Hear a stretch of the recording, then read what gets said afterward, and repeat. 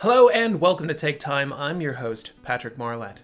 Today we're taking a look at a soon-to-release GMT with a diverse color palette, well-scaled dimensions, and unique bezel. This is the Kosmopoliet by Batavi. Disclaimer, this prototype has been lent in to the channel. Now, as I like to do with all of my reviews, let's start with some bad notes first. But before that, as this is a prototype, there are a few notes I need to toss out there first. I was told there might be a slight color change to the bezel insert for better legibility, and that the loom is not accurate to the production model, so I will be avoiding a shot of that here. Let's start with the bezel insert. If by color change the team in fact means to enhance the contrast, that would be fantastic. One of my major concerns in regards to the insert is legibility. It is difficult to read at a glance. On that same note, you'll notice the bezel of the Kosmopoliet Medina features Arabic numbers. 2 of the 6 Cosmos will feature this same bezel detail. It would be wise to have this as optional.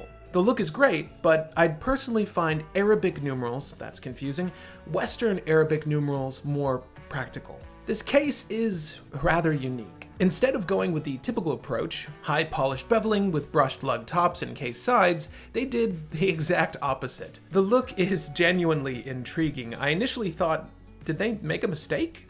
However, after a week of use, you grow accustomed to the styling. One fault with it is that it is a smudge magnet. This won't bother some, but for my OCD self, I can't help but wipe this one down repeatedly throughout the day. Lastly, I don't care whatsoever for signed crowns. If it's signed, great.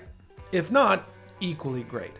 I'm not looking at the crown when I'm glancing at my wrist. With the Batavi, I can't help but be reminded of academia. It's impossible for me to put my finger on, but this crown reminds me of my collegiate years. Would a giant B have been better? This is a nitpick, for certain, but nothing about the Ba signature on the side here does anything for me. Although a smudge magnet, the Batavi case is handsomely executed. When paired with the bracelet, it is a complete package. However, if you don't enjoy this look, early birders will receive a range of optional accessories. The crown is in fact screw down, so those concerned about the 20 Atmos rating need not fear. Swim, dive, shower, and wash away. The choice of making this a 60-click bezel was also nice for those seeking to use it as a timer. However, we do have a bit of a Zelos Horizon situation here. If you can't tell, this is a 24-hour scale, so all those hours in between for a GMT hand, we are not able to land on with our bezel.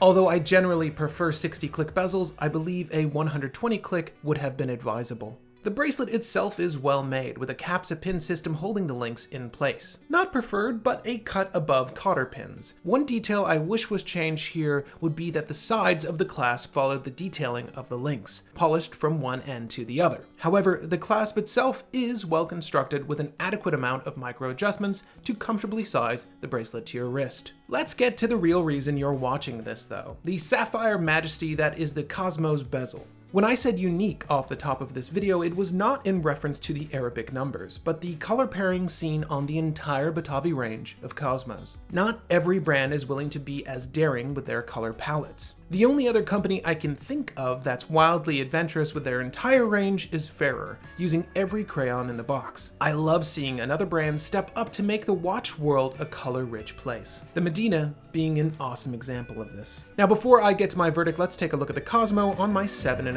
inch wrist.